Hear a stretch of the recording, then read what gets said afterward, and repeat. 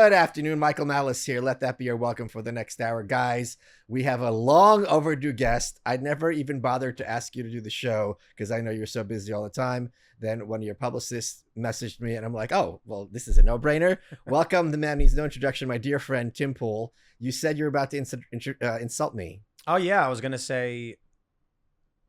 Great work, Tim. There's the roast right here. The thing is, smart people sound crazy to dumb people. Yes. So this might be hard for you. Are you familiar with that quote? It's Stephen Hawking. Is it? Yeah, no. And it is. And the reason I brought it up is because I was reading something about that quote. I was like, you can't say that to anybody. But also, the reason you think I'm crazy is because you're dumb. I had a similar one, which is interesting people seem weird to boring people. Oh, yeah. Yeah. Because when you hear someone use that word weird, you know they're like, okay, they're basic 9 times out of 10. Yeah, what is it? If you're bored, then you're boring. You're right, yeah. Yeah. So you kind of blew my mind this weekend, because I have not been following the news as much as you do. Tim cast IRL obviously every night, huge audience. You have to be on top of everything. You cover like 4 or 5 stories a night. In fact, you told me a story. We're recording this on Monday. You told me a story and you had to tell it to me 3 times because I assumed I was misunderstanding something. So can you talk a bit about what just happened in Chicago with those ICE agents? Because it seems unbelievable to me. Tricia McLaughlin, who I believe is like deputy AG, it's something like that. She's just under Pam Bondi, reported that there was an ICE vehicle that got boxed in by about 10 vehicles. I'm assuming she's implying they were all driven by, leftists, rammed. And one of the individuals that was ramming them was armed. So they opened fire, striking her. The ICE agents opened fire. ICE agents opened fire in defense as they were being rammed. And then we don't know exactly what happened after this, but the individual fled. She went to the hospital apparently. And local police were instructed to stand down and clear the area. Now, here's where it gets crazy. A video just came out the other day showing a black SUV ramming a white ICE vehicle. Everyone said, wow, this must be the video. It's the second time it happened. In one day, there were 2 incidents where leftists rammed ICE vehicles and it resulted in a crash and then troops getting out. And I don't know if the second time they were shooting at each other, but oh, yeah.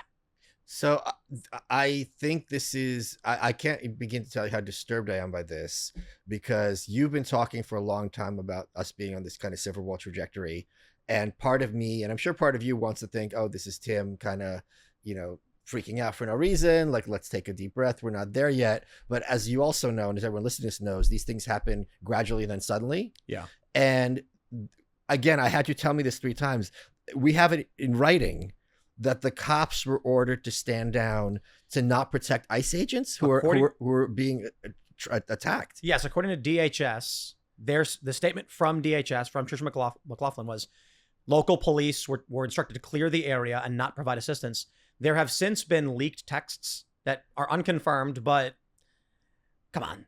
Some cop's going to tell somebody. Sure. Apparently, the cop said, this is crazy. We were told by our superiors to avoid the area, not get involved in any way. So, yeah, it seems... I mean, look at what Pritzker just sued Trump over the National Guard deployment, which was in response. There's an interesting report out of Portland where when the ICE facility began to board up their windows. Do you see what happened? No. The Portland filed a zoning violation for them boarding up their windows due to the riots and instructed them to clear the windows. Isn't that crazy? I wish I could laugh because I remember during Trump's first administration when Attorney General Barr sent federal troops to protect a federal courthouse. And in what seems like something out of a dumb political satire, the Democrats in Congress hauled him in front of a hearing to ask him, how are you having federal troops protecting a federal building in the middle of a riot? And it's like, I couldn't even wrap my head around how this was being sold to their audience. But I would have thought that if ICE agents are being fired upon, or anyone is being fired upon, that unless this is some kind of bizarre, terror situation where like, okay, we don't want this to blow up and there's lots of armies on both sides like that, you don't ever tell the police to stand down when it's something this kind of containable. Yeah. For me, it's all, I feel like I'm looking at a mathematical equation and we're just going left to right. And you're like, oh, look what's going to happen. And I feel like most people are over here going like, no, hold on. What are you talking about? That's what it's been like for years. Yeah. So walk me through how you see this proceeding. And before you do that, are you surprised it's reached this point this quickly? A little bit. Only a little bit, because my prediction was that, like, I was talking with Eric Prince of Blackwater fame and then Academy and whatever they call their thing, whatever they call the organization now. I asked him if he saw parallels with the countries he's been to and what's happening in America. And he said, the one thing I can tell you is that every guy will tell you it's gradual then sudden. Right. Meaning, one day you're sitting in your room, you're watching TV, you go to bed, you wake up, there's no electricity, there's no running water, and the TV won't turn on. So we don't know exactly when that moment will be. I was having a discussion with Rudyard Lynch in October last year, and he said he has a wager that there will be 1,000 dead over political violence by April of next year. 2026. No, of 25. Okay. This was last year. Okay. And I said, no way, that's crazy. It's not going to happen. And the funny thing is, I'm often called sensationalist or alarmist. And when Rudyard said, we're going to see 1,000 dead by April, I told him that's too far. And I was correct. That was a bridge too far. However, I think everything we're seeing is in line with the general predictions I've made. Yeah. And what that means is I am not Nostradamus. Actually, no, maybe Nostradamus is a good way to put it. Because vague generalities that come true. You know what I mean? Yeah. Like I never said on July, Yeah, right. Trump will face. I said, these are the things that you see historically. There was a moment in, I think it was 2022, where Alex Jones predicted the invasion of Ukraine by Russia. And everyone was shocked. How did he know? Well, I was talking to him on the phone like a week after that. And I was like, wow, shout out. Everyone's saying you nailed this. And he's like, well, Tim, to be honest, I was just reading the news. And if you read the news, it was saying spring offensive. It wasn't a big deal. And I thought that was funny that everybody was like, how did Alex Jones know? And he was like, I read the report that said they would do it. It's not. And that's what I feel like is going on. We've consistently seen things play out where I'm like, oh yeah, all these people claimed this is what happens in Spain. This is what happened in Germany. So if that's going to follow suit based on historical patterns, we're going to see these things happen. And then I get told I'm crazy. I was like, okay, well, maybe I am. I always preface with, maybe today is the moment people wake up. Pritzker shedding a tear says, come here, you big lug. And he hugs Trump and he says, no more fighting. And we all throw our hats in the air. And that's the end of it. So I'm going to defend you against those critics. Anyone if we went in a time machine to 2014, not that long ago, and we said, take all the money you have, put it on Polymarket, whatever exists at the time, and bet that Donald Trump will be the next president, I'm from the future, they would be like, you're literally a crazy person, right? Hold on. And that happened. Here's something else that I think people need to understand, and it's unfortunate that we live in a case where any slight criticism of Trump is TDS. For every cost, there's a benefit, right? You get married, you don't get to sleep with other women. If you have a job, you don't have spare time. The benefits outweigh the costs, you do it. And I think something that Trump has, I'm not saying it's his fault, but I'm saying it comes with him, is he makes his opponents literally insane. And I don't think DeSantis does it, and I don't think Romney did. I don't think W did it to this extent. And part of this insanity is things like this, where if it was 10 years ago, or they would be like, they would mean it, like this would never happen. I only agree a little bit. The culture war was happening before Trump was even a contender for politics. Oh, I agree. So the insanity that these people are experiencing existed before Trump entered the political arena. I think while Trump does, he is a boisterous and he exudes, you know what I mean? That in a way DeSantis doesn't do, they would still have a degree of cultish fervor. There's no question. Yeah. I'm just talking about the extent that like the average leftist, like living in New York or LA, what they now regard as normal and acceptable would have been completely crazy. These are things that never even entered their head. And now they're like, oh, transing kids. Like that's but that was happening before Trump. 2014. You think there was a large movement among people in cities that transing kids? When I worked for Fusion, this is negotiating with them in early 2014. And by the time I got hired by the company, they had a video in 2014 about transing children that's got 100,000 views. Sure. And that's what they were heavily investing in. This is before Trump announced, before Trump was even considered for the presidency. Sure. So ABC News, Haim Saban were investing ridiculous amounts of money into a new progressive youth media company that was intentionally running these narratives and these ideas. Right. But I'm talking about Karen. I'm talking about in 2014, Karen was not on board. Well, Karen's dead now. What do you mean Karen's dead? It's been 10 years, and Karen at the time that you're talking about was 65. Now she's dead. Wait, why was she? I'm not talking about a literal Karen. What I'm saying is the people back then who weren't on board are the older generation. The younger generation has always been on board. It is not, politics is not that a 30-year-old guy has an epiphany one day and decides to be conservative. Of course. It's that a 12-year-old grew up in an environment that made him conservative. And by the time he is the 30-year-old demographic, you go, hey, look, 30-year-olds all of a sudden are conservative. You're like, no. Gen Z is conservative. All of a sudden they're 30 years old. No, but you don't think that what happened in COVID was a big psyop that fried a lot of people's brains? I think a lot of people's brains were fried pre-COVID. And COVID exacerbated it. I don't think Okay, so I guess that we're splitting hairs. Yeah. I don't think it's an exacerbation. I think it was a switch. So I think the attitudes that existed in the cult were prerequisite for the COVID lockdowns. I agree with you 100%. So that Gamergate stuff, the culture war things that we saw, sure, where people were defending crackpot weird ideas, that was the formation of a cult which amassed power, grew and expanded. So when they said we're locking down, that cult was massive enough to threaten people. So we'll put it this way. Cancel culture was well before COVID. Of course, yes. During COVID, the mask fears was basically the fist of cancel culture amplified within government and around the world.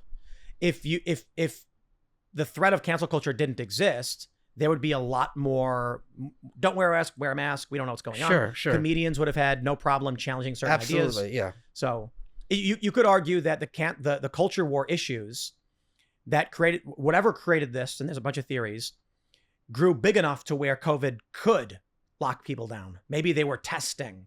Is the cult big enough? Or you could argue it's the other way around, that all of these people were primed by the culture war. When COVID happened, it put them in a box and locked them in. Yes. And it created this cult. That's my opinion. And again, I don't think it's his fault per se, but I think there was something I'm not a fan of, to be clear. Before Trump, there was like a certain Overton window and a certain amount of how politics works. And now I'm not even saying it's a bad thing. When he came in, it's kind of like flushing the toilet. There's this void, and what filled its place is something that it's escalating at a very rapid rate. I think it is. I think the bigger factor is young people aging into the industry and market and institutions and being woke. So Bud Light, for example, I nailed this one. When the Bud Light thing happened and everyone said, why are they trying to do the Dylan Mulvaney? I said, oh, this one's easy. They promoted a 30-year-old woman to the head of marketing. We know her name. She's woke. Right. And she came in and said, here's what young people want. And they failed. And then sure enough, a week later, they announced this woman. Here's the question. Was it the argument that this is what young people want, or was it this is good for our brand image? It was that in order to expand our market share beyond these frat bros, we need to be inclusive and do these things. My reason for predicting that was I worked at Fusion, which was ABC News Univision, and this is funded by Haim Saban, who's the principal investor, I think, in Univision, friends with the Clintons. And they told me explicitly, they said, young people are progressive. We are going to build a progressive world for them. When these people at the time were in their 20s, I said, what's going to happen when they're 30 and they're senior VPs or executive VPs? It's going to be Bud Light. It's going to be Target.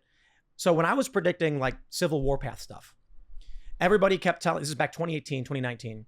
I said, look, I don't know if a civil war will happen, but we're trending towards one based on these factors. All of these conservatives were like, Tim, you're crazy.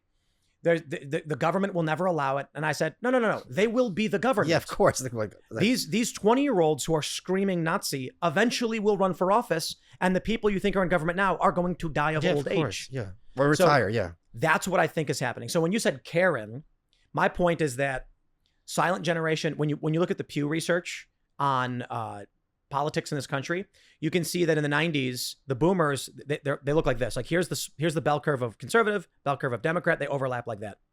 10 years later, it's like this. Yes. And that's not because boomers were screaming at other boomers. It's because boomers are getting older. The younger generation are already polarized. Right. So when boomers die, Gen X is a little bit more polarized. Millennials are perfectly hyperpolarized, and Gen Z perfectly behind them. Gen Z is moving a little bit more to the right. So it's like, but largely the generations are polarized. When boomers die, you will have a consensus.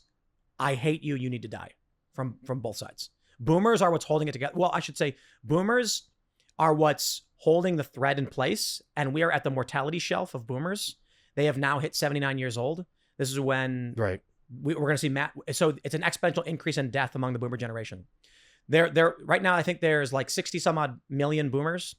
And within the next 10 years, we're expected to lose maybe 35 to 40 million because they're in their 70s. Of course, yes. Who's going to be voting in politics? Gen X.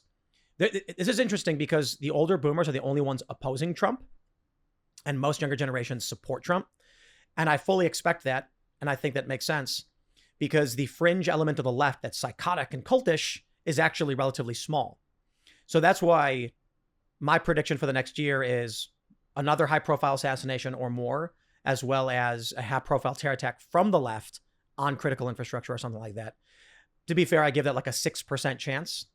That just means that imagine you have a field of static. Each granule is an outcome. Of course, yeah. The highest peak, which is still still low. around 6%. Yeah, right. And I say that because there's so many variables that we can't predict will happen. A clown could slip on a banana peel and fall in front of Trump, and then Trump falls down the stairs. Who knows? Sure. Well, I think what often ends up, first of all, civil war. We talked a little about this over the weekend. For a civil war to be a civil war, and it has to be, both sides have to have some amount of fighting ability. It's also very. What do you mean? No, of course not. What do you mean? Syrian civil war.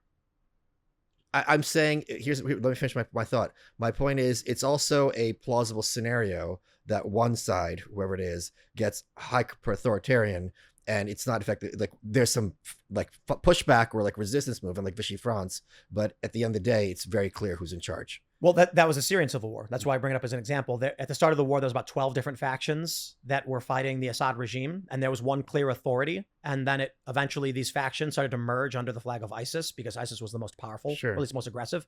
And then it became a full-blown dual faction civil war with some smaller factions. So when people, there are a lot of potentials for how things like this happen. Bolshevik revolution. It could be a clean sweep revolution and there's no challenge to the authority. It could be a Spanish civil war where the communists actually are winning politically, so the right says, screw this, we go to war. It could be an American-style civil war where governors start lining up with governors against the federal government, who then has, which is kind of what we're actually seeing right now, which is interesting, but hey, that's the American way. Or it could be a Syrian civil war. Donald Trump is the clear authoritarian ruler. The governors all fall in line, and then Antifa, BLM, Antifa pop up in various jurisdictions, and they start bombing things and shooting people.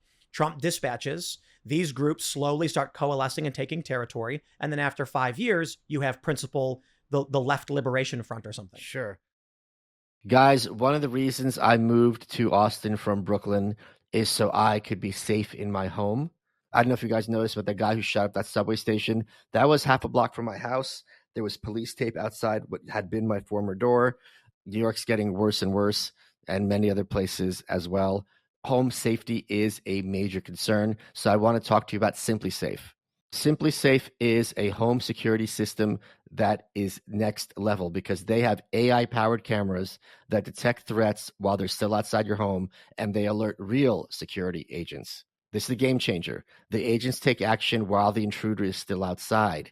They confront the intruder, they let them know they're being watched on camera, and that the police are on their way. They can even sound a loud siren and trigger a spotlight if needed. This is how you stop a crime before it starts. That's real security. Other systems have cameras that let you talk to intruders, but they require you to see the alert yourself. Simply Safe has monitoring agents to have your back and can talk to intruders even if you aren't there. So if you're going on a trip, you don't have to worry. Simply Safe has you covered. Here's the thing. There are no long-term contracts. There's no hidden fees. You can cancel anytime. It's been named the best home security system by U.S. News and World Report for 5 years in a row.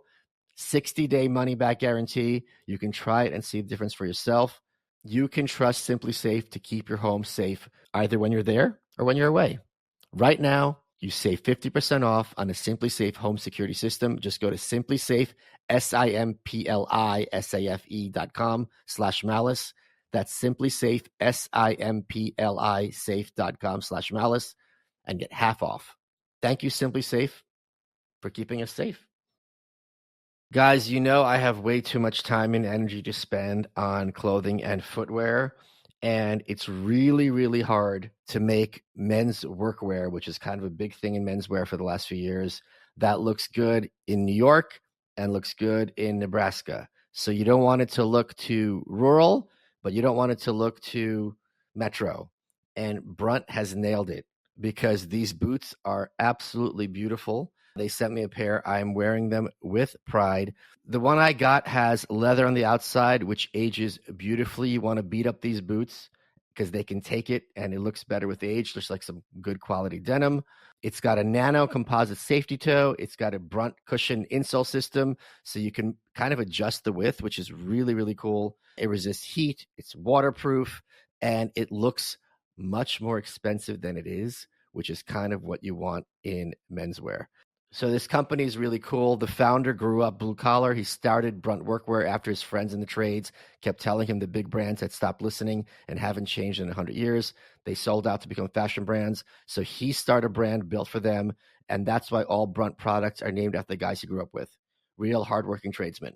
So for me, someone from Brooklyn, it's kind of stolen valor, but I don't care.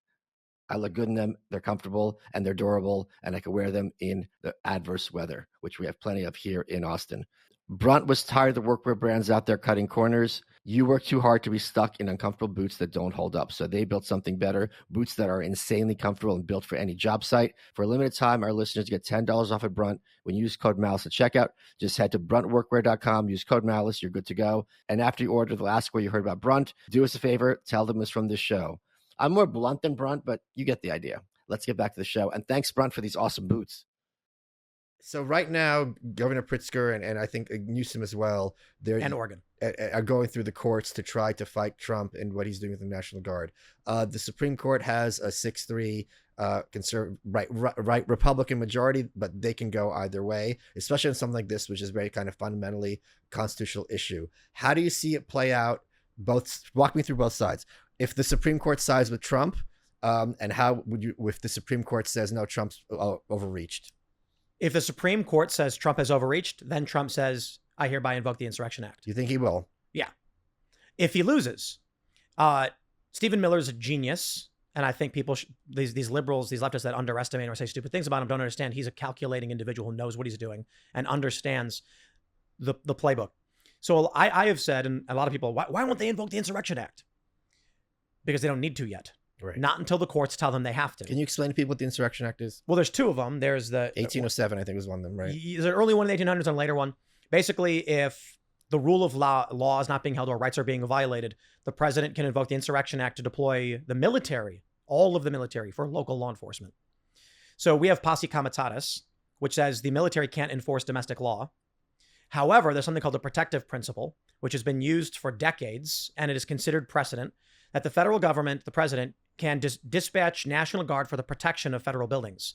That's not enforcing law. Right. He's literally saying, look, I'm going to station National Guard inside a building. You can't burn it down. Yeah. If you attack them, they can defend themselves. Sure. Yes. They're challenging him on that. So under the protective principle, Trump is saying, I'll do this. They're saying, no, you can't. It's going to go to the courts, which Trump has actually been doing fairly well on. And if they end up winning, the Supreme Court says Trump protection principle gone, he goes, okay, Insurrection Act. Then they're going to challenge him on that. Of course, yes. And they're going to say the rule of law is being upheld. Then it'll go once again to the Supreme Court. The Supreme Court will have to decide whether the rule of law is being upheld. If the Supreme Court has even a single cojones among them, they would say clearly the law is not being upheld. However, the only people on the Supreme Court who actually have any balls, it's Alito and Thomas. And Elena Kagan. Well, sure, in the other direction, I guess. But I'd imagine a strong probability that Thomas and Alito, in outrage, dissent, and write a scathing rebuke of the other justices who refuse to take the case. But, okay, so let's walk through so if they... I'll just add one more thing. Sure, please. The Supreme Court sold out the United States for destruction in Texas v. Pennsylvania in 2021. Well, what's that Texas case? filed a lawsuit against Pennsylvania for violating the Constitution. The Constitution of the United States affords the legislative branch of each state the right to conduct their own elections. But in Pennsylvania, the judiciary and the executive changed the rules of election outside of the legislative branch. Well, this violates the Constitution. Texas argued if any of these states, principally a state that is a swing state, is not abiding by the rules for which we all must abide, then we have a bunk election. You can't allow one voting party extra time. Sure. Imagine if 100 people at your office were going to vote for what's for lunch, and one guy showed up an hour after lunch and said, no, I'm voting and it counts. And it changed the game. You'd be like, no, that's not fair to the rest of us. The Supreme Court said, nah. And Alito and Thomas said, we have to answer this because states have no other Not court. meaning they didn't take the case, or they took it. Alito and Thomas wanted to take the case. Okay. It's something called original jurisdiction. When a state sues a state, the only court they can file at is the Supreme Court. And the other justices, including the conservatives ones, were like, nah, we're not going to do it. This created a massive vacuum in power. Basically, we were left confused as a country as to how our elections operate because Georgia, Wisconsin, Pennsylvania, a bunch of these states used the executive branch to change their elections that violates the federal constitution. And the Supreme Court said, we don't care. So now I said, oh, that's easy. What's going to happen? Trump's going to say, okay, and he's going to do whatever he wants with these blue states. What we're seeing is Trump, the DOJ is going after these states over their voting elections and rules, and I'm sorry, their voting rules and systems. Democrats are trying to file suit and change it. If the Supreme Court had simply said, here's how it has to be done, the Constitution says X, we would not be in this mess right now, with Trump basically going to the states and being like, we're going to reform your electoral process federally because the Supreme Court. Now, to be fair, I'm pissed off about that. It showed the weakness of the court. It's not like one thing caused all of this, but that one was big. I had warned about it at the time. If the Supreme Court does not answer this question, you are going to have people say the court is illegitimate. The election is illegitimate. And this means when Trump wins, people may just say, I don't listen to clowns. Donald Trump didn't actually win the election. That's what's, in order for there to be government, people have to believe government has power. And if the Supreme Court says, we are going to let states do whatever they want and challenges be left unanswered for, then there's going to be some people who think, wow, there is no government. The Republicans who say the Democrats clearly cheated. They clearly violated the Constitution. I guess there's no government anymore.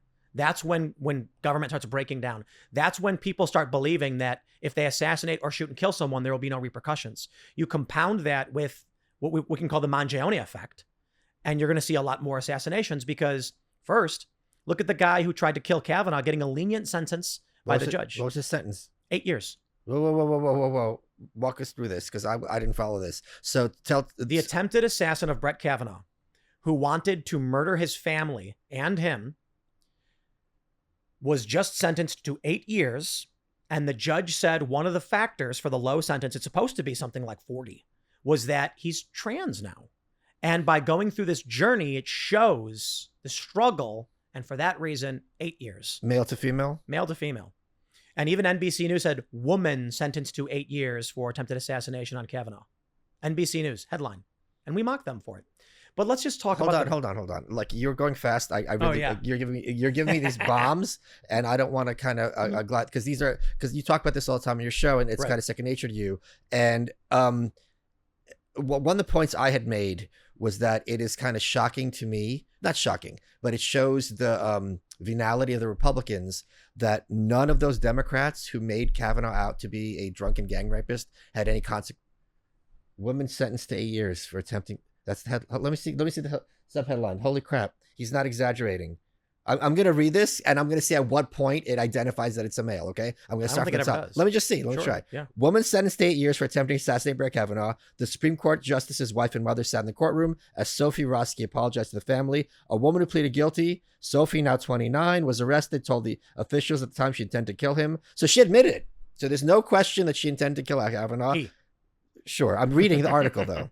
Sheik appeared in court for her sentencing a yellow jumpsuit. So where are they? Paragraph 3. They mentioned the clothing. Yeah. The trans stuff hasn't been mentioned. Members of Kavanaugh's family were there.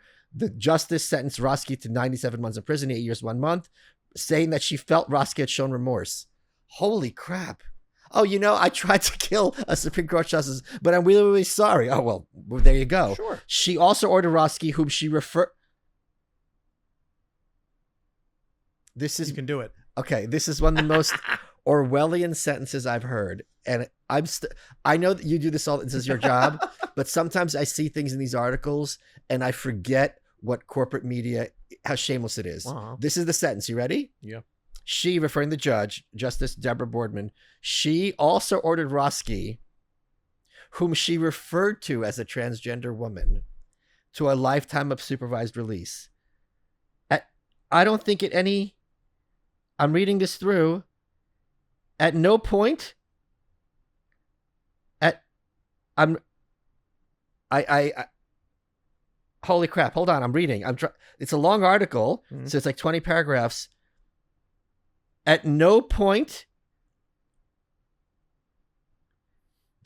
does it mention that this person is in fact transgender. That's what I'm saying. I don't think they do. They don't. They just say the judge referred to right. So it's holy crap.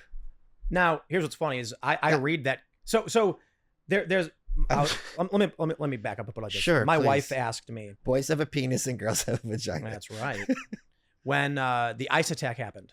Yeah. I texted my wife. You in the Chicago one we're just talking about. Yes. Okay. Yeah. Because I'm not going back for the holidays ever again. Chicago is basically out for me for a variety of reasons. The cops tried planting drugs on me. It's a whole thing. Actually, NBC News covered it. So I texted her that. So the next time I saw her when we were talking, she said, "What do I say to my liberal friends when they're trying to understand what's going on and they're saying that like ICE is bad or whatever?" I said nothing. Right. And she was just like, I mean, like, how do I explain it to him? And I was like, ask me, and I'll tell you exactly what they're going to say. Right. And it's Trump is deporting U.S. citizens for no reason. For no reason. For no reason, he's targeting brown people, right. innocent people. And then you'll say the fathers. That's right. Maryland fathers. And when you say that's not true, not a single U.S. citizen has been deported, they'll be like, the guy from Maryland. And you'll say that guy was here illegally, and they'll be like, you're lying. And then you'll say, here's my source, and they'll go, that's fake. There is nothing you can say. Right. So the reason I bring this up is I said, but can I say something? You know how I explain it to people? I go try to sit someone down and tell them that the weatherman is lying. Not that he's wrong about it's going to rain, that he's lying and all the other weathermen are lying. You sound like a crazy person. Right. But that's what it sounds like to these people. So I sent her a different video and I said, if you ever want to talk to a liberal friend of yours, show them this video, gauge their reaction, and you will know if you can communicate with them. And it's the video of Jazz Jennings. Okay, yeah. Jazz Jennings' mother saying that she wakes Jazz up in the middle of the night and says, I'm going to lube up the dilator and stick it in you unless you do it. And if you don't, I'm going to wring your neck. Wait, let's give people a little background for who this is. Yeah. So Jazz Jennings, there's a show called I'm Jazz, I think on TLC or one of these networks, was someone who at a very young age transitioned. Jazz has had 3 genital surgeries, I believe, to try to fix what's downstairs. Severe depression, morbid obesity. And then, was extreme. So one of the arguments that extremely despicable arguments they tell these parents, would you rather have a live daughter or a dead son? Because the argument is kids with body dysmorphia are suicidal. And when they get this transition, then they're going to be fine. What they don't talk about is the kids who transition are also suicidal. It doesn't go away. It increases. And it increases. Yeah. So it's completely this general fault. So anyway, so Jazz Jennings was kind of this literal poster child for this space. If I play the audio on the microphone, can they hear it? Or do you want to pull a clip later? Just in a second, we could do that. This isn't IRL. But the point being, and was regarded, it's very Hallmark. This is wholesome. Look at this fun family. Yeah, it was like TLC or whatever. It was right. And at the same time, this person will never have pleasure in the bedroom. Downstairs, I don't even know what it looks like. And it's just horrific to even discuss. And at one point ballooned up to like double their weight. Yeah, it's clearly a case of Munchausen's by proxy. Just severe child abuse. Sure. Jazz Jennings. Yeah, you can pull it up. Yeah. I'm going to play the sound. Yes. Let's see if we can hear it. So here's the point of this clip. I told my wife, if you play this clip for your friends. I'll interrupt you again. For people who don't understand, so this is something else they don't tell you. When you have so-called genital reconstructive surgery, you can't literally turn male genitalia to female. So you have an inverted male genital, and it's a wound that wants to heal. So for the rest of their lives, they have to dilate it with a dildo. A dilator. A dilator. You can crank it, it expands. Yeah, because if they don't, they'll seal and it's a wound. It's a wound, yes. And yeah, let me play the audio and then I'll explain. But with her, I'm worried about like her mental well-being and her dilation. The minute she leaves my house, we have a dilation problem. That is a concern. When you don't have that watchful eye, they tend to go back to old patterns. I have woken Jazz out of a dead sleep and taken the dilator and put the lubrication on it and said, here, you take this and you put it in your vagina. If not, I will. But Jazz is bad, even when I'm home once a day. I would be so mad if she goes away to college and that thing seals up. I will wring her neck. Can you imagine? That woman. Wait, hold on. Can you hold on a second before you go on? It's just like, again, this is something you knew about, and you're just telling me all these things, and I'm blissfully, I'm not IRL, so I can avoid these things. It's I there's a clip of mine that went viral when I was talking about how this is like Munchausen's by proxy for like affluent white female liberals. How it's like their kid's the quarterback of the football team. I get to be a trans mom, and it's you're a dad now. I've got 2 nephews. When you hear someone talk that cavalierly, it's you've heard it, you've said to your wife, it's just, I find it extremely unsettling. I imagine that there's a lot of people who will watch this show who don't know about that. Right. I actually think we're at the point where most people have a general understanding, and the middle ground default libs, we describe them, have long disappeared. But anyway, the point was, I don't think default libs know about this. No, I agree. I agree. Yeah. And that's why I said for the wife, to my wife, instead of debating them on the merits of immigration policy, which is difficult, show them that clip and say, what do you think? And if they express anything other than disgust, you are talking with a zealot cult member, right, and there's nothing you can say to them. That's right. Do they have the mental fortitude to say a woman should not force her son to jam a dilator in his wound and crank it open? Now, here's the thing about Jazz.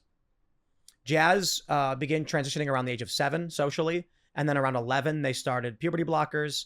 Jazz was a minor when he, I guess, whatever you want to call him, received the gender-affirming care, which failed.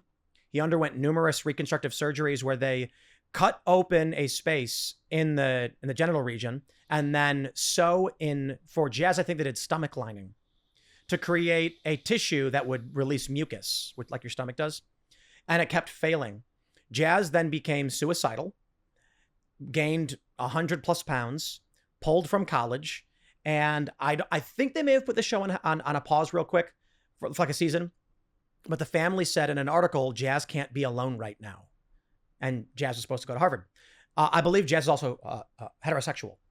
So Jazz in the early... Meaning dates males or females? Wants to date females. Okay. Because Jazz is a guy. Okay. In the early show, Jazz was dating a guy. But come on.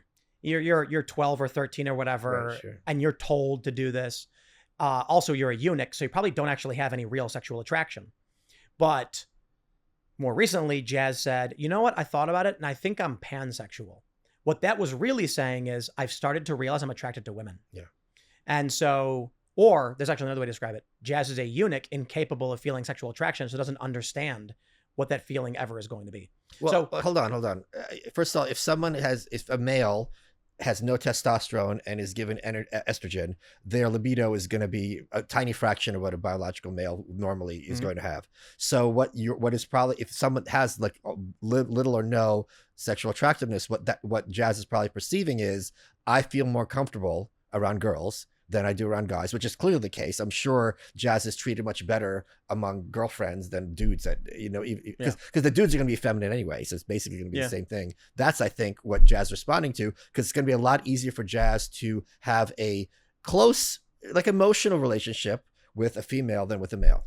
So I don't want to, ignite this whole Jazz debate, but that was an example of how... It's to bring up an example of how extreme the left is, and that's a mainstream television show, and how rapidly it happened.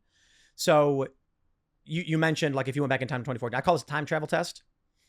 If you went back in time to 2019 and told them that Donald Trump would take a bullet to the side of the head, narrowly escaping death, and then 1 year from there, a prominent conservative thought leader would be shot in the neck and killed, people are going to say that's crazy. I'm talking about 2019. I don't think I wouldn't have said that. The reason I know this is because I did. And everyone told me I was crazy. I tried explaining to people Bleeding Kansas, the Spanish Revolution. I tried explaining to them the American Revolutionary period was 20 years. There was talk of civil war in the United States in 1824 and throughout the 20s. And you try explaining to people that those guys in the street that are fighting will eventually run for Congress. Of course, yes. And we are going to be. Look, that's what happened in San Francisco. What was that guy's name who they recalled? Or Harvey Milk? Or no. You mean Chazabot Wooden, whatever his name was, the DA. Yeah. He was literally a full-blown, like, Weatherman Marxist. Yeah. I mean, the commies won in the 70s. The Weathermen didn't lose. They blew everything up and they got away with it. And he became a mentor to Barack Obama, Bill Ayers. Yeah. And Francis Fox Piven. The Piven strategy, yes. That's right. So Was it Clowen? Clovid Piven, Clovid? Clyward Piven, one of those two. I've Clyward. never heard. I've never heard it out loud. I've only seen it written. It never starts big. One missed bill, one call you dodge. Suddenly, credit card debt is the headline of your life. Doesn't fade with time; it builds. Louder, messier, harder to ignore. Here's the truth: every storyline has a turning point. And with PDS debt, you can flip the script. They've already helped hundreds of thousands of others cut debt out of the plot and take control of their future. Whether you're struggling with credit cards, personal loans, or medical bills, PDS debt has custom options to help you get out of debt. They go beyond the numbers to understand your unique financial situation and craft a personalized plan designed just for you. No minimum credit score required. They're here to help you save more, pay off your debt faster, start putting money back where it belongs in your pocket. And PDS Debt is A+ rated by the Better Business Bureau, boasts thousands of 5-star reviews on Google, holds a 5-star rating on Trustpilot. Why? Because PDS has helped hundreds of thousands of people get out of debt. I've been in debt when I was younger, and of course I hate it. Everyone hates it because you can't ever think about anything else. It's always there in the background. It is such a source of frustration. Don't let debt keep running the show and telling your story. You're 30 seconds away from being debt-free. Get your free assessment. Find the best option for you right now at pdsdebt.com/welcome. That's pdsdebt.com/welcome, pdsdebt.com/welcome. Do yourself a favor. Check out that site. Guys, one of the strangest attacks I get on social media is people calling me bald. I don't even know how to reverse engineer what they mean, but if this is something that happens to you, I want to talk to you about OneSkin. Because if you noticed more hair in your brush lately, you're not imagining it. Seasonal shedding and breakage ramps up when it starts to get cooler and drier outside, but OneSkin's OS1 hair can help. It's a scalp serum powered by their patented OS1 peptide. It targets the cells in your hair follicles that contribute to shedding, thinning, and slower hair growth. And OS1 hair can actually reactivate the hair growth cycle and promote thicker, fuller, denser hair. There's clinical studies on the serum to validate the science. The numbers are wild. 6 months in, people saw a 43% increase in hair thickness, 40% increase in hair density, and a reduction in shedding, and increased volume and fullness, and they're really seeing a difference. For those of you familiar with OneSkin, you know their patented OS1 peptide, scientifically proven, targets aging at the cellular level. It's what powers their skin and sun care, and now they're targeting age-related hair loss and thinning. Born from over 10 years of longevity research, OneSkin's OS1 peptide is proven to target the cells that cause the visible signs of aging, so your scalp and your hair stay healthy now and as you age. Go to oneskin.co/hair. Use code Malice for 15% off your first order. And after you purchase, they'll ask you where you heard about them and tell them that bald guy on the internet, Michael Malice, sent you. Let's get back to the show. So let's walk through the other tactic. If the Supreme Court says, so the big question I think I have, and I'd love to hear your thoughts because I can see either case, and I hope it's the former, are people like Pritzker, who's the governor of Oregon? I don't remember his name. I thought it's a woman. Isn't it Brown? Something Brown? Maybe. Okay, so I keep watching his videos, but it's like a silhouette in my mind. I thought it was Tina Brown. That's the senator. Never mind. So Pritzker and Newsom, do you think that they are true believers, or do they think this is a useful way for them to raise their national profile? Tina Kotek. Okay, yeah. Meaning, are they going to blink? I don't think Newsom and Pritzker care at all about ideology. Okay, I agree with you, which is better. But it doesn't mean that they're not true believers. It means they're more bumbling dotards. Sure. So they will do it. It's fascinating because when Newsom had he had a press conference, he said, law enforcement is now banned from wearing masks. This means you, ICE, take off your masks. The law goes into effect January 1st, 2026. The DHS has instructed ICE to ignore this order and continue wearing their masks. So I've asked tons of people on my show over the past couple of weeks, do you think Newsom will actually enforce this law? And guess what they said? I don't know. They said no. And I said, okay. Well, they arrested Trump. They arrested his lawyers. They arrested his confidants. Oh, I disagree with them. Yeah, it's very clear Newsom would love to arrest ICE agents. Indeed. And what's happening now in Portland? Portland PD have been instructed to start creating a dossier on individual ICE agents to build criminal charges against them. So this is where we're at in Portland. Nick Sorter gets attacked by Antifa, shoved to the ground. They swing at him. He gets up, goes to the police. The police arrest him on the spot. Katie Davis Court got smacked in the head with a pole. It gave her a black eye. Cops saw who did it, refused to arrest him. They issued in internal documents, the Portland police said it's because Katie Davis Court is a counter-protester agitating the crowd. She's a reporter for the Post. Wait. Even if she is a counter-protester. Right. Let's assume that's true. So what I've tried to explain to people for a long time, and it's funny because it'll be like the 8th time I've said this today. Michael, I want you to imagine that you are walking down the street and you have a gun. Mm-hmm. And you are an honest citizen who's just going to the store for some milk. Sure. As you're walking through a field, you hear some screaming, and so you start moving towards it, and there you see a crazy-looking white guy in a straw hat whipping a black man in chains. And I'm talking like 2025, and you're like in Nebraska, and you see this happen. It's absolutely unbelievable that I'd be in Nebraska. Indeed. What would you do in that situation? You are armed. There is a white man screaming and whipping a black man who's begging for help. What would you do? Start live streaming?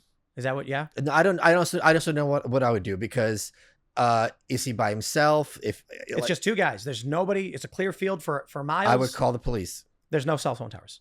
You are there with nothing but a handgun, watching a man mercilessly beat a black man in chains. I don't know. I don't know what I would do, honestly. What would you? What do you want to do? I don't know. You wouldn't even try to stop him. You know why don't know that I would try to stop him? Because this is what happens when you are raised in New York City. And when you're raised in New York City and you see violence, the immediate answer is always to go away from it, because something else worse is around the corner. All right. My next question is, if you didn't have breakfast, if I had a magic wand, if you didn't have breakfast yesterday, how would you have felt? I told you, horny. Well, so I'm giving you a generic hypothetical where you're in an isolated circumstance where you have a choice to intervene to stop a white man beating a black man in chains. Would you take it? Yes or no? I don't know. Do you think someone should stop him? Yes. Okay, so you want the white man to stop beating the black man? Yes, very much. That's the typical answer most people get. Because the answer, how do you know why? Because I don't know that I'm good enough with a gun that I'd be able to do something. Well, you don't need to shoot him. You can tell him to stop. Well, I don't know if he has friends or he has a gun. There's nobody. You can see there's nobody anywhere. Okay, still. And he's buck naked. Okay. And he's got a whip, and he's far away. And you say, most people say I'd yell at him to stop or else. And then should he refuse to? The real question here is, how do you feel as you're watching this white man mercilessly beat this black man in chains? I told you, horny. Yeah. So you're into it. How do you think the average person feels? I feel like this is a tough hypothetical, because in the same way, like, we never know how we're going to react until we see horror right in front of us. Yes, but there's a. I certainly would be horrified, but I don't know to what. Part of me would also feel like, is this real? Like, I'd feel like I'm in a movie or something. Sure, but like excluding all of those, I don't know, overcomplications of the purpose of the hypothetical. I don't know what the purpose. What's the purpose of the hypothetical? That I want this to stop. Yes, I want this to stop very much. And what emotional state? Then remove yourself. The average person walks up in an open field. There's no one around. Isolated. They see a white guy beating a black guy with a gun. What do you think your average friend or person would be feeling in that moment? Rage, confusion, fear. And how do you think rage like that tends to manifest? When someone's witnessing an injustice so shocking. It fucks you up for life. So for everybody who's listening, yeah, aside from Michael, who made it overly complicated, I'm just trying to be honest. The feeling you get watching that happen before you is how the left feels about you. When you walk into a room and you see a white man mercilessly beating a black man who's begging for help, saying, please, please, he's going to kill me. That sense of fear, anger, all at the same time, injustice, knowing you are armed and able to stop that, that's how the left feels about run-of-the-mill American conservatives every day. That's why they want to kill you. Because they've been born and bred to believe that white men are evil racists who beat and murder and kill black people all day, every day, and are perpetuating a system of white supremacy to oppress and suppress brown people. That's why they go on TV and claim ICE is targeting brown people. That's the only reason they're doing it.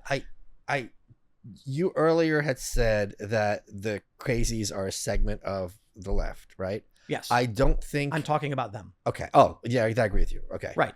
Yes. Oh, yeah. Oh, that's being understated. For them, you're being understated. Like, it's even more radical than that. When our Antifa guy walks up to a guy in a business, yes, correct. There's a man in a business who's walking down the street with a briefcase. What Antifa sees in their mind is a white man Oh, yes, mercilessly correct. beating a black guy. And laughing about it. Yep. Yes. That's true. So, but here's a counterpoint to that. I think Biden and Pelosi have done a much better job at shutting up Sanders and AOC than the Republicans ever did. There is a huge corporate hack wing of the Democratic Party, which decreasingly has done a fair amount of keeping the true believers in check. I disagree. Okay. AOC's in charge. You think AOC's in charge? She's the top polling Democrat. She's the most influential Democrat. She's seeking the rumor is she wants to run for president or for the Senate in New York. Right. And she's testing the waters on which. Sure. However, I don't think AOC will be because she's a woman. I think Zohran Mamdani is more likely to be the new head Democrat. Wait. Okay. Assuming Mamdani gets in a couple of weeks, which is not a given, but it's highly likely. Yeah. You think he is going to be able to reorient the Democratic Party in that DSA direction? I think they already are. I think they already reoriented. Boomers are on the way out. Sure. The reason Democrats wholly embrace the rhetoric against Charlie Kirk is because they have no choice. AOC went on the House floor and smeared Charlie's good name within a week of him being murdered. This is mainstream Democrat Party ideology.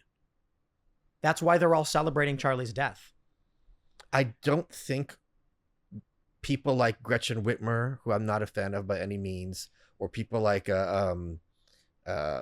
Ossoff or any of these people, I don't think that they... Newsom? What's Ossoff though? Newsom. I said Newsom. What did Newsom do? Newsom's going to line up behind AOC in 2 seconds. He doesn't care about what's going on, so neither does Pritzker. I'm saying but I'm saying I don't think like Gretchen Whitmer is like, this is great. Yeah, but so what does that matter? She's the minority. I guess we're going to find out in the midterms and in 2028. Young liberals are extremists and violent. I'm not disagreeing with you. My point is the Republican establishment had done a very good job for very many years of keeping the base mollified. Like the base was upset and they're like, that's nice. And rhinos all the way down. And the Democrats, to some extent, decreasingly, have done the same thing with their base. So there's a huge Democratic establishment that does not really want to validate. Name a 30-year-old prominent moderate Democrat. Well, I don't think there's any 30-year-old. They're all crazies. I'm not disagreeing with you. Yeah. So you can name Whitmer, right? But I think the only way to be the only way to be a prominent young person is to be a radical. How are you going to be a prominent young moderate? Democrats are not going to moderate with age. You think AOC is going to become a centrist Democrat in 10 years? There's two reasons that might happen. One is the Overton window might change, so she might become the definition of centrism. But then I look at, right? Or but that's my point. Or no, the other possibility is they know how to pick. They become more sociopathic, like the Clintons. Yeah, there are no. The Clintons came out, then you left, and then he's banning gay marriage. So yeah, there's when you look at the Republican Party, there's actually a lot of young people who are moderate conservative. Sure, Democrats don't have that. So if we make a prediction over the next 10 years, AOC's fundraising base isn't going to moderate. So why would she? And she's the most famous Democrat right now. Zohran Mamdani is rising up through the ranks like crazy, especially because of the controversy in New York. He does need to win this race. It is possible if he loses this race, it's possible that he reemerges in politics in some other way, maybe the Senate race in New York. But considering he can't win mayor in a commie town, but he's the favorite, 80% to win. If he does, it signifies where the youth is at. That is 100% true. Yes. And so the party is going to, look at, there's a graph from the New York Times back in 2018 that shows the Republican and Democrat manifestos over the past 10 years. And the Republican manifesto wiggles straight forward, not moving too far right or left. The Democrats veers straight left, moving it further left than European parties. When the boomers die, imagine this line that's slowly moving up. Here's death, here's birth. And so politics starts around, teen years, and the far left is here, and it curves with age to the boomers who are centrist. As they die, eventually, it'll all be far left. Sure. But I feel like there's always going to be a huge wing of politicians who don't have any principles at all, who just want power for the sake of power. So the issue is that's Democrats. Right. Sure. If this far left ideology is unpopular with Joe Sixpack, that's going to be a problem for the sociopaths. The issue right now is my prediction for the next year. Simple prediction is Republicans are going to start being favored in the polls because of the escalation of violence, 2 ICE attacks in one day. I think the violence will largely simmer down a bit in winter and then pick back up again in spring and summer. That often happens, yeah. It's a historic trend. Yes, It's not. right. It's not a crazy prediction, but that's going to result in the one thing that trumps economics and policy, and you know what that is? What's that? Fear. Sure. So, the saying from what's his face? It's the economy, stupid. That only applies when people feel safe. Security is the much bigger is the top issue. If people don't feel like they can That's safely right. live, That's right. and we know this from historical trends, but most notably for the average person, 9/11. After 9/11, George W. Bush's approval rating skyrocketed, and then he cleanly won the 2004 re-election. 2014, right before the midterms, went hugely for the Republicans for this reason as well. There was the riots, Yeah. and what was that? I forget what it was. Yeah, it probably got Trump the victory from the BLM and all that stuff. So with the left becoming increasingly violent right now, as soon as the polls start shifting or the prediction markets shift towards the right, then Democrats, liberals, leftists are going to start panicking. Sure. It's a historic trend that the opposition party wins the House, and they need to. If they don't, then Trump's entrenchment is clear straight through to the end of his term. Right. So then they'll say, okay, light him up, and it'll get substantially worse. Now, of course, the problem with predictions, for all I know, a clown could paradrop into the White House and, Sure. who knows what happens. But what I think with the assassination of Charlie Kirk, a lot of default libs went far left. You mean the layman or politicians? The layman. Okay. Run-of-the-mill people that I saw on my Facebook are, I would say, of the default libs that follow me, these are people who pay attention to politics only slightly, Okay. but do consider themselves political. They just Okay, don't sure. really pay attention. Sure. 70% went Charlie deserved it, and 30% went, good Lord, what is happening to our country? Was it really that? So If I pull up my Facebook right now, hold on, don't do that. So when I knew Charlie, you knew Charlie. I didn't know him well, but when that happened, I stayed off social media for a few days for a couple reasons. One is, two people described the video to me, and I'm like, I can't see this. So I've managed to avoid seeing the video, thank God, because I don't ever want to be able to have to unsee that. And two, I knew that the takes were going to be so horrific that I'm like, I don't even want to know what people are saying about this. So I think to hear you say that it was 70, even 40% of people who are like, run the mill libs is and here's something else which people, I've said this before, and I'm positive you'd agree. Charlie Kirk is not a radical. No. There's no chart where like he's like the guy. No, that's not a thing. Run-of-the-mill conservative, to be honest. Yes. There are people that I've known for decades that aren't super political that were posting either he deserved it, it was bad, but you know what? He was a hateful bigot, and worse, there was someone I've known for decades who posted a video of a woman explaining the Reichstag fire, immediately followed up by Charlie Kirk's death and the galvanization of the right, as if to imply Trump killed Charlie intentionally as a false flag to galvanize the right. Which is insane because Charlie was of course, it's the same for many reasons. People were marching behind him.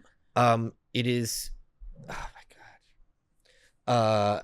The other element of that, which you didn't mention, is that it's not that they were posting this, it's that they felt comfortable posting this, right? Or they felt that they would be rewarded correctly for posting this. It's one thing to have these awful thoughts, which we all have in certain cases, not in this case, God help us, but to be like, you know what?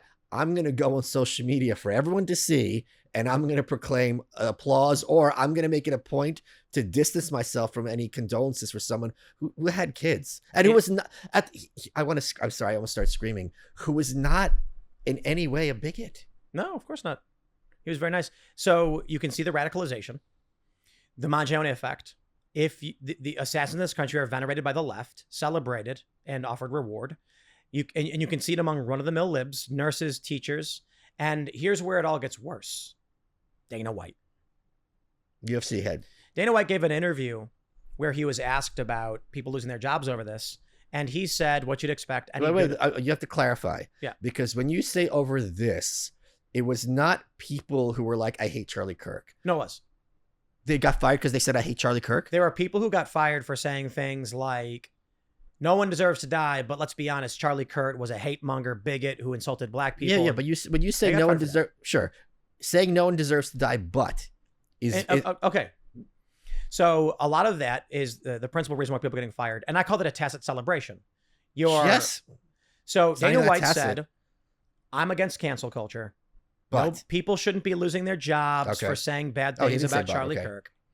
And he's like, obviously what happened was absolutely horrific, but for people to lose their jobs over this. They're the real victims here. No, he's not saying they're the real victims. He's just saying maybe we're going a little too far. And he is incorrect. A society that venerates murderers and assassinations is a society that has opened the door to a civil war. So there is a line at which your society must say, we do not tolerate this kind of speech to be rewarded in public. I've said many times, you either have free speech or free violence, right? Yeah. And if you're going to be rewarding free violence, there's no break. The left tried making the argument for a decade with the DEI stuff that racism was violence. Right. Yeah. So that meant that if you said a naughty word, you should lose your job. That's not the line for the average American. However, everyone has a limit. And I've explained this the whole time. So there's no point even trying to argue with these crackpots anymore. Maybe there never was.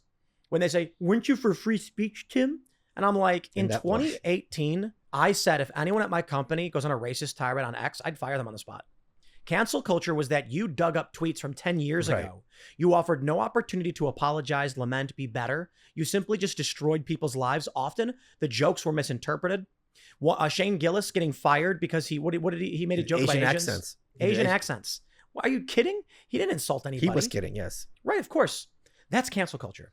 Me, I say, we as Americans have found our line, and you should lose your job if you are celebrating an assassination. For one reason. If society tells people assassinations are to be venerated, you'll get a lot more. Okay, so my response to Dana White in that regard is, sir, is this the path you'd like to go down? I'm not going to tell you you're wrong. I would like to just tell you what happens if that is the path you do go down. Assassinations will increase exponentially as the left celebrates, rewards, and even pays. Their systems of governance will not do anything about it. Their assassins will get little to no jail time. They'll resist federal authority. And then one day it will be you, Dana White, who supported Donald Trump because you're the fascist who made it happen. Now, by all means, if you want to tell me, I don't care, I believe in free speech, I'm not telling you not to. I'm simply saying, you tell me the system you want to implement, and I will give you my best assessment as to what follows next. And if we allow half of this country to say you are a hero for assassinating, these people are going to be like, wow, I'll be like Mandela. I'll get out of prison and be a political leader. Hey, it's James Altucher. I've been an entrepreneur, investor, best-selling writer, stand-up comic, and whatever it is I'm interested in, I get obsessed. Yes, it's led to success, but it's also led to such heartbreaking failure. I have failed more times than I can count. I wish in my life I had had people to talk to. That's why I started the James Altucher Show and bring on some of the most brilliant minds in every area of life. People like Richard Branson, Sarah Blakely, Mark Cuban, Danica Patrick, Gary Kasparov, and I wanted to find out exactly how they've navigated the highs, the lows, and everything in between. No fluff, just raw stories and real advice. I've talked to 1,500 of the most amazing people on the planet. So if you want to learn from the best and skip the same old canned interviews, we're all about helping you find your next big idea, level up your thinking, and ultimately to choose yourself. So let's do this together. Subscribe now to The James Altucher Show. Let's get back to the show. You and I talked about this over the weekend. Well, I have to give credit to Walter Kern, who had this idea that it seems the path is being laid for Luigi Mangione to be made into a leftist influencer. He's got the look, he's got the charisma, he's got the fan base. If he gets off, he would be Hassan, but done correctly. Did you know that Mark Bray just fled the country? Mark who? The author of the Antifa Handbook. Oh, I read that. Well, he just announced he's fleeing the country to Spain. Wow. Okay. Well, I think Antifa makes more sense to him to be in Spain. He reportedly had a website that was collecting international funds for Antifa cells. With Trump declaring that Antifa is a domestic terror organization, and anybody who's paying attention knows that Stephen Miller, he's a smart guy. Miller went to Trump and said, don't declare them a foreign terrorist organization just yet. Declare them a domestic terrorist organization, which has no legal distinction and means nothing. Let the culture absorb this and percolate. Give it 3-4 months, then announce we found evidence that they're organizing internationally, declare them a foreign terrorist organization, which has teeth. Now we can start arresting, we can start subpoenaing records, we can go after all of them. So I think Mark Bray is well aware of this. But haven't you heard that Antifa is an idea? Oh yeah, I heard that. Just like white supremacy is too, but they don't seem to care about that. Okay, Tim, you rattled my cage quite a bit. I want to hear a hopeful, positive prediction to end this show. Mark Bray just fled the country. That's just one person, When and he can still write from Spain. one positive prediction. Yes. We're gonna have I believe that by spring I will have many more chickens, and the reason why Are you counting them before they hatch? Come on. no, it's a prediction that Okay. based on the current yield, and the reason I think it's a positive prediction is that after the collapse of the economy, you're gonna want eggs. No, I'm kidding. I don't have any positive predictions. Nothing. I mean, Bitcoin will go up. Are you not hopeful about what's going on in the Middle East and in Ukraine? That things get solved there? No, You don't think so? I mean, look at the trend. Trump tried to stop the Ukraine war. It's getting crazier. Russia is now launching drone incursions. There's oil slicks from Russian vessels seeping into the Baltic. It's just getting crazier. Do you? Okay, let me ask you this: Is it your prediction? Netanyahu's yelling at Trump over the peace deal? Is it your prediction that Russia and Ukraine will still be at war by the time Trump leaves office? Oh man, I don't know. Right now, I'd say the probability dictates yes. Wow. Okay. Well, I mean, Trump is now saying Ukraine can win. Why give up? He's Right. changed his tune on this. So it's hard to know for sure. The problem with everything is that based on what we saw in Chicago over the weekend, we could wake up tomorrow to reports of sectarian, Yes. partisan gunfire in Illinois. I think Or more likely in Portland. maybe, but the thing about I think the Oregon governor is much more of a crazy person than Pritzker is. the reason why I don't think so is that one of the questions I often get asked, or the statements I hear when I talk about civil war, is people go, well, I was on trigonometry, and they're like, I walk outside right now, and I don't see any fighting or conflict. No one's in civil war. And I was like, do you think that in Atlanta in 1863, people went outside their house, looked at their neighbor, and went, ooh, I'm going to fight you? Or do you think they were like, we are all in this together? What and was the enemy that to the battle? north? The first battle where they brought picnic Bull baskets? Run. Yeah, they thought it was a movie. They went to picnic because they thought no civil war would ever happen. It gets better.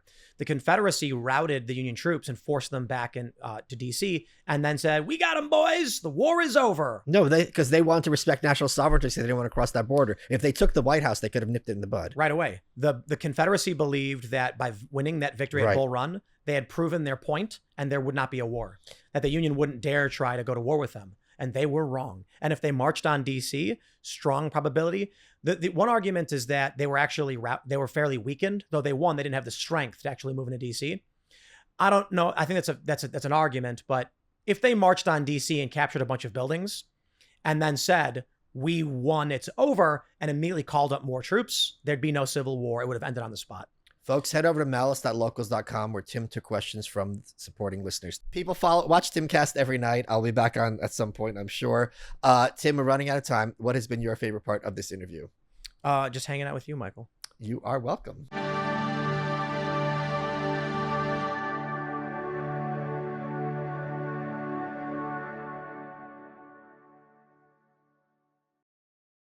This October, Fear is free on Pluto TV with horror movie collections from Paranormal Activity, The Ring, You will die in 7 days. Scream, and From Dusk Till Dawn. This is my kind of place. And don't miss the man-made nightmares in Mary Shelley's Frankenstein or the world-ending chaos in 28 Days Later. Something in the blood. All the scares, all for free. Pluto TV. Stream now, pay never.